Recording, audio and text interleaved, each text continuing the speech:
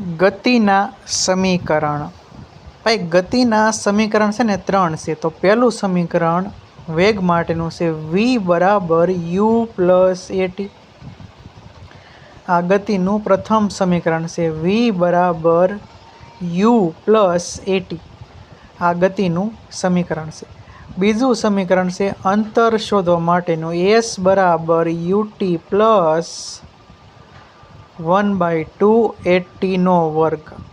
આ અંતર શોધવા માટેનું સૂત્ર છે s બરાબર ut વત્તા 1/2 at વર્ગ, જ્યાં a એટલે પ્રવેગ થાય, t એટલે સમય થાય, ઓકે, અને s એટલે અંતર થાય।